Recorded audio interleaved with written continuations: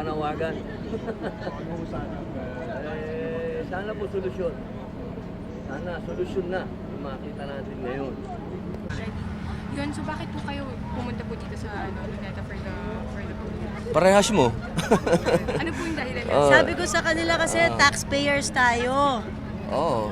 Yun ang number one. Ang pera sa lahat ng mga Pilipino. Mayaman tayo, napakayaman natin. Pero ilan lang porsyento ang nakikinabang sa yaman.